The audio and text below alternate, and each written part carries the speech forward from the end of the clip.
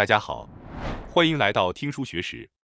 这次我想向大家介绍加藤俊德先生所著的《脑科医师教您的超强自我肯定感》一书。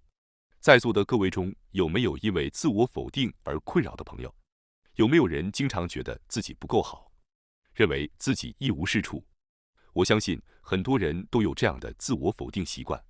首先，我要强调的是，这并不是因为大家的性格有问题，而是因为你们的大脑功能出现了一些问题。自我否定、价值观扭曲、幸福感缺失，这些问题的根源都在于大脑。通过解决大脑中的这些问题，大家就能摆脱自我否定的习惯，建立正确的价值观，过上充满幸福感的生活。因此，今天我带来了一本充满秘诀的好书，帮助大家消除大脑中的消极心态根源。通过参考本书，希望大家能矫正大脑中的扭曲思维，过上令自己满意的人生。一切都会好起来的，只要解决好大脑中的扭曲思维，人生将会变得轻松许多。现在让我们开始今天的视频内容。第一，自我否定的人会逐渐陷入人生低谷，最终会变得非常困难。第二，摆脱思维停滞，掌握绝对不屈的无敌心态5大方法。首先，我们来讲解第一部分，自我否定的人会逐渐陷入人生低谷，最终会变得非常困难。近来，自我否定这个词被频繁提及。由于自我否定，有些人无法与他人顺利交往，有些人无法拥有自信，无法积极生活。成功的人或是充满活力、积极生活的人，并不存在自我否定问题。正如人们常说的，自我否定会将人生引向不好的方向。如果大家真的希望积极幸福的生活，就必须摆脱自我否定的习惯。那么，如何才能摆脱自我否定呢？作者指出，日本是一个容易滋生自我否定习惯的社会。这个国家并不是一个能够很好的培养自信的环境。在日本，几乎没有人会单纯根据你的客观能力来评价你，因为在评价标准中往往夹杂了复杂的人际关系和上下级关系。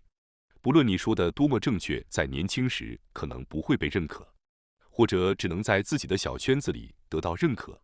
这种封闭的氛围导致许多人逐渐失去原本的自信，陷入自我否定。然而反过来说，即使被周围的人否定，你也完全没有必要因此失去自信，因为否定你的人并不是因为你无能，而是因为社会本身就是这样的。作者还指出，那些一开始就自信满满的人其实是很脆弱的。正因为在这个容易让人失去自信的环境中，我们才更能够在内心中培养出真正的自我肯定感，克服负面因素，并将其转化为正面力量的人，内心会变得非常坚强。如果能够跳出自我否定的恶性循环，重新建立自信，你的内心一定会比现在更加强大。因此，在第一部分中，我将从脑科学的角度讨论我们为何会自我否定，以及如何才能停止自我否定。首先，我将为大家介绍最新脑科学研究揭示的5个关于自我否定的真相。1. 自我否定是由思维定式引起的，它会扭曲大脑，形成危险的妄想。2. 通过修改过去的记忆来控制大脑的最强记忆术。3. 无论做什么都不顺利的你，其实是因为大脑已经冻结。4. 即使自我否定，也要肯定自己并加速前进的方法。5. 缺点越多的人，大脑细胞成长越快。接下来，我们将具体解读每一个真相。首先，我们来谈谈第一个，自我否定是由思维定式引起的，它会扭曲大脑，形成危险的妄想。作者指出，缺乏自信，包括自我否定，源于我们自身的认知扭曲。认知扭曲这个词可能不太常见，简单来说，它指的是我们的头脑因为主观臆断而无法客观地看待事物，特别是在自我否定方面。问题在于我们无法准确地看待自己，这就是自我认知的扭曲。自我认知是指我们对自己价值观、性格、优点和缺点的自我把握。为了正确评价自己，首先要有准确的自我认知。然而，这其实并不容易。当我们看待自己时，往往会被主观和愿望所干扰，因此，很多人会凭空塑造一个与真实自己不同的自我形象，并将其误认为是真实的自己，这正是自我认知的扭曲。美国著名精神科医生戴维 ·D· 伯恩斯在一家著名精神科机构指出了认知扭曲的模式，并表示，通过纠正这些扭曲，可以养成良好的大脑习惯，停止自我否定。以这些认知扭曲的模式，包括是将一两次的失败扩大化，从而得出自己真的很差劲的结论，这是一种过度概括。二是根据片面的信息擅自揣测对方的感受和想法，比如仅仅因为没有马上收到短信回复，就觉得对方讨厌自己；三过分关注自己的缺点而忽视优点，或者夸大某些方面而贬低其他方面。作者指出，几乎每个人都或多或少存在这种认知扭曲，但如果这种扭曲过于严重，就会导致失去过多的自信，从而引发自我否定。此外，这种强烈的自我否定可能进一步恶化，导致抑郁状态。因此，首先要认识到自己具有哪种认知扭曲，然后努力改变它们。正确评价自己至关重要。接下来，我们将介绍第二个真相：通过修改过去的记忆来控制大脑的最强记忆术。我们的情感和思维常常受到过去经历的深刻影响，尤其是对于自我否定感强烈的人来说。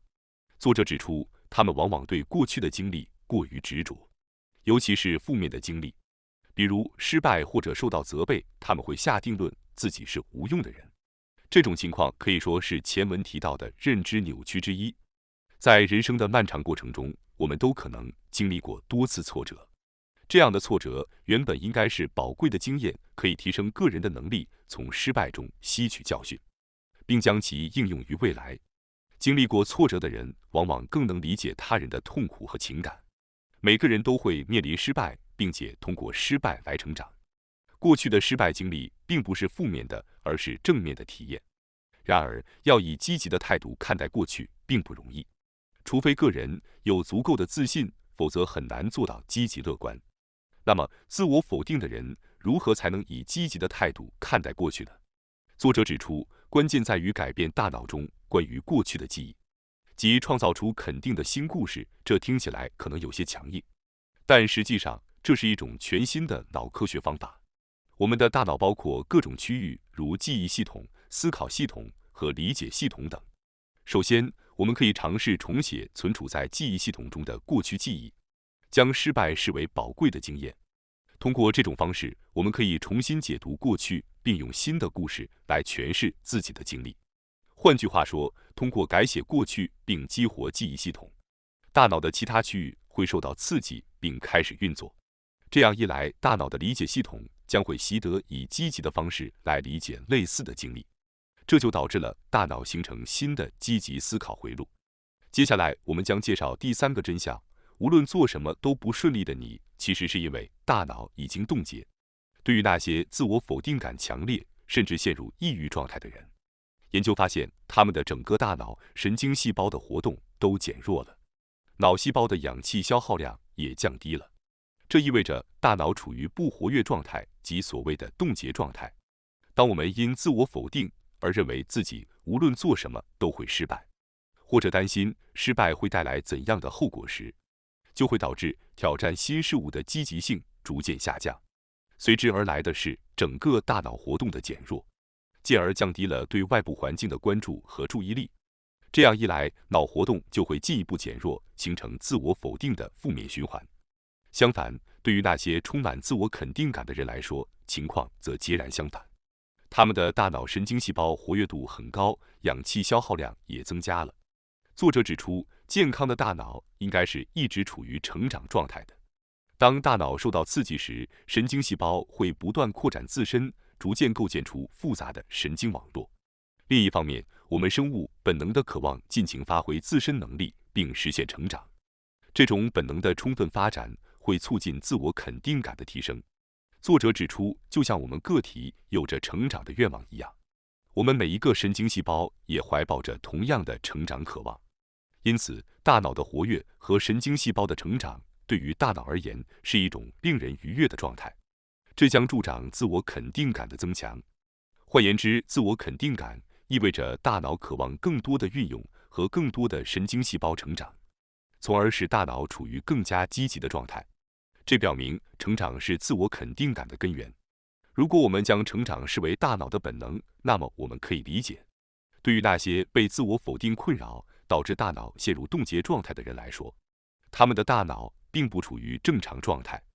因此，通过明确识别阻碍大脑正常运作的因素并进行调整，大脑会自然而然地恢复活跃，从而使我们能够重新获得正常的自我肯定感。接下来，我们将介绍第4个真相，即使自我否定，也要肯定自己并加速前进的方法。一旦陷入自我否定的恶性循环，要让一个人产生积极的想要大脑成长的情绪并不容易。这是因为一旦大脑陷入冻结状态，人们可能会陷入一种自我防御的困境，这将导致自我否定，并认为自己做任何事都是徒劳的。尽管这种消极的想法让人感到不愉快，但它会使人逃避积极的努力和投入。渐渐的，人们可能会将自我否定作为借口逃避困难，从而养成逃避的习惯。作为一位专注于大脑的专家，作者在与患者进行咨询时，经常会鼓励他们说：“你应该有更多的能力。”但无论做什么，都有患者坚持认为自己做不到，像这对我来说不可能，或者我不可能改变。顽固地拒绝改变，陷入自我否定的负面循环后，他们会固执地保持这种消极的自我认知。在这种情况下，他们会觉得沉浸在自我否定中比变得更好的自己更容易。到了这个地步，重新获得自我肯定感变得异常困难。那么，一旦陷入这种困境的人应该怎么办呢？陷入自我否定的人应该明白，自我肯定并不意味着一定要放弃自我否定。如果将自我肯定感比喻为心灵的加速器，那么自我否定就是心灵的刹车。就像车辆需要同时有加速器和刹车才能安全驾驶一样，我们的心灵也需要自我否定作为必要的情感之一。过度的自我否定当然是问题，但是只有自我肯定而几乎没有自我否定的人同样存在问题。这是因为与自我否定过度的人一样，自我肯定过度的人可能也存在自我认知上的扭曲。理想情况下，我们应该能够客观地审视自己的性格和行为，接受积极和消极的一面。然而，自我肯定感过高的人可能无法意识到自己的缺点和需要反思的地方。换句话说，他们可能更像是过度自信而脱离了现实。这种人无法理解倾向于自我否定的人的感受，结果会强行把自己的想法、感受和价值观强加给别人。就像先前所说的那样，如果把自我肯定感比作心灵的加速器，那么自我否定就是刹车。因此，自我肯定感过高的人可以说是没有刹车的失控车辆。一定程度上，自我否定的元素有助于保持健全的人格。那些容易陷入自我否定的人，应该首先尝试肯定自己的自我否定。大家已经拥有自我否定作为心理健康的重要组成部分，所以不要放弃它。只需要稍微放松一下刹车就好了，就像自动挡车辆的慢行现象一样，不必强行踩油门，只需松开刹车，车子就会慢慢前进。首先，让我们肯定自我否定，接纳真实的自己。关于肯定自我否定并踏上心灵的加速器的解释到此结束。接下来，我们将谈谈第5个真相：缺点越多的人，大脑细胞成长越快。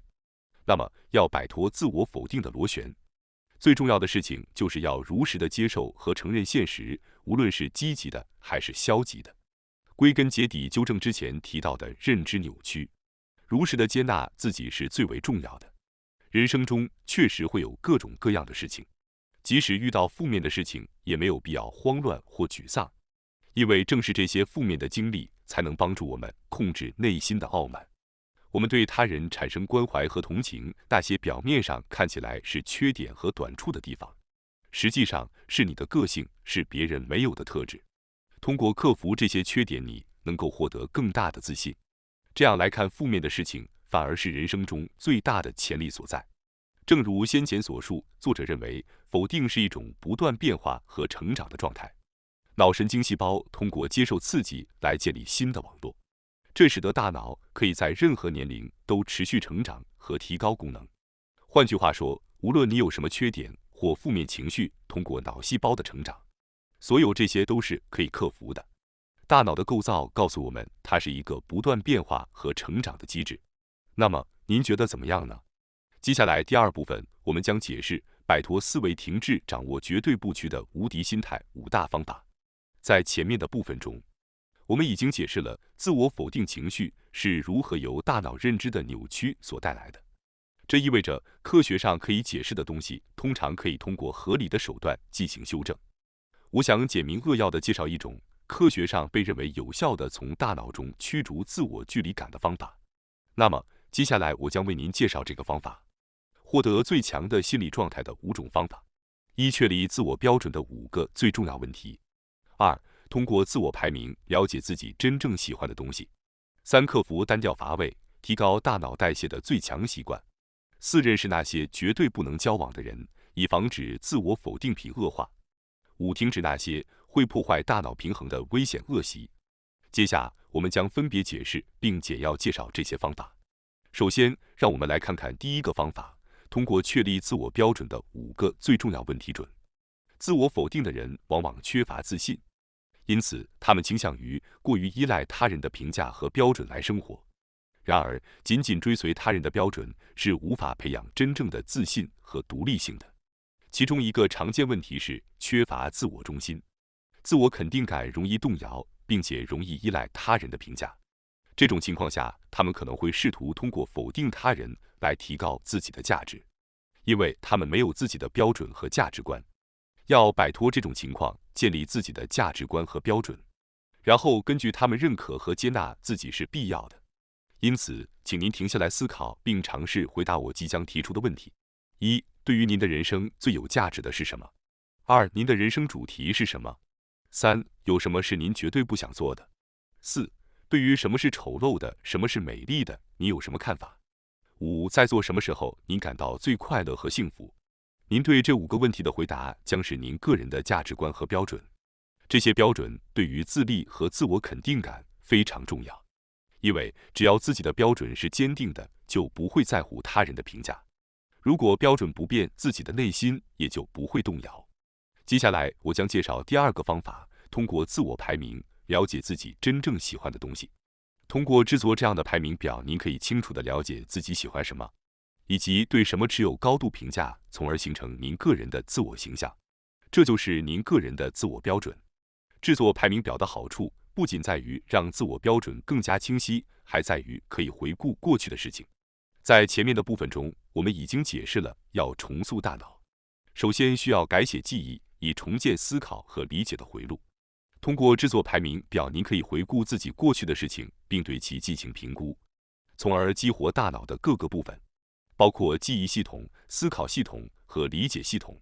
这样做会增加脑细胞的活力，促使大脑增长。这种方法可以将自我否定情绪转变为积极的思维模式。可能说的有点复杂，但作者建议您先尝试简单的制作自己的排名表，看看效果如何。现在让我们谈谈第3个方法，克服单调乏味，提高大脑代谢的最强习惯。提高大脑的新陈代谢，来避免陷入单调状态。规律的生活对健康至关重要，但如果一直保持相同的生活模式，大脑就会陷入单调状态，对大脑造成不良影响。被废弃不用的神经纤维会导致代谢下降功能逐渐下降。作者指出，情况进一步恶化，可能最终导致认知症。因此，尽管你应该坚持规律的生活方式，但偶尔加入一些与平常不同的行为模式，为生活增添新的变化，是对大脑最有益的。这样的习惯可以激发之前未被刺激的脑细胞，促进新的神经网络形成，从而促使大脑成长。随着大脑的成长和活跃，人们会变得更积极主动，自信心也会不断提升。这种与平常不同的行为模式可以是微小的变化，例如稍微改变平时的散步路线，走进不常去的小路，这样就会有许多新的发现。通过享受这些新的发现，人们可以消除由自我否定带来的抑郁感。接下来，我们将谈谈第4个方法，认识那些绝对不能交往的人，以防止自我否定癖恶化。与能够增加自我肯定感的人交往至关重要。大家都拥有很多朋友吗？通常来说，朋友越多，看起来似乎越幸福，但是从自我否定的角度来看，并非如此。作者指出，关键在于朋友的质量，而不是数量。因此，简单的认为朋友越多越好的逻辑并不成立。现如今，很多人奔波于繁忙的工作，社交活动也慢慢的减少，许多人可能需要缩小自己的交际圈子，因此我们应该优先考虑朋友的质量。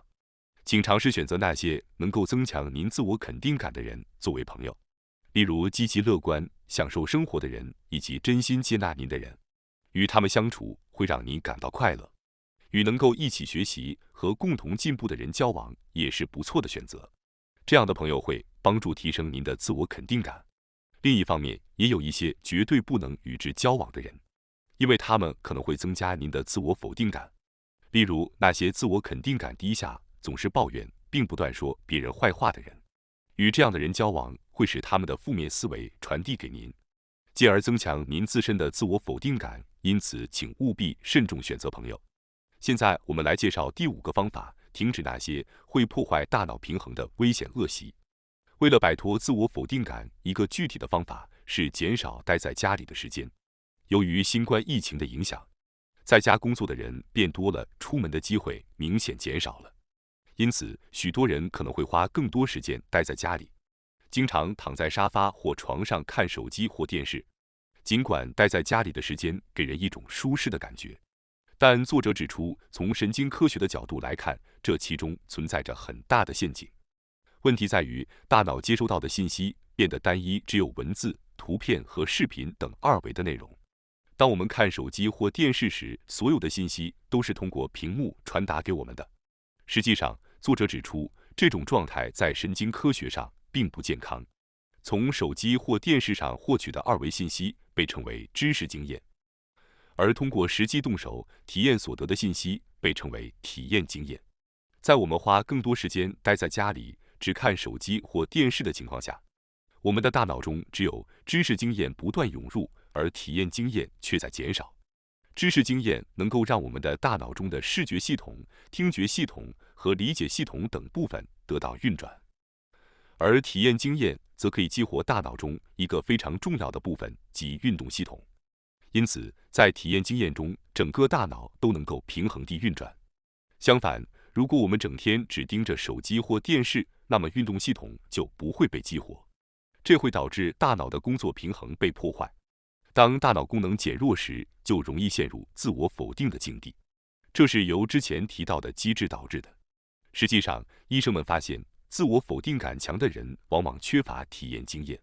因此，如果你觉得自己有很强的自我否定感，作者建议你有意识地减少知识经验，增加体验经验。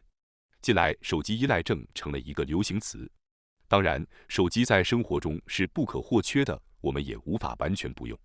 但是我建议，至少在睡觉前不要将手机放在手边，或者在一天中的某些时间远离手机或平板。哪怕只有几个小时，通过增加体验经验，减少知识经验，我们可以逐渐激活大脑。比如，可以到公园或广阔的户外散步，与他人交流，有意识地增加体验经验。这样可以使大脑的神经元更加活跃。希望大家能够将这些方法应用于实际生活中，成为更加坚强、积极的自己。感谢大家收看今天的节目。如果你喜欢我们分享的内容，记得点赞、订阅并开启小铃铛通知，第一时间获取我们的更新。在下次的节目中，我们将继续为大家分享更多有益的书籍。再次感谢大家的支持，我们下期再见。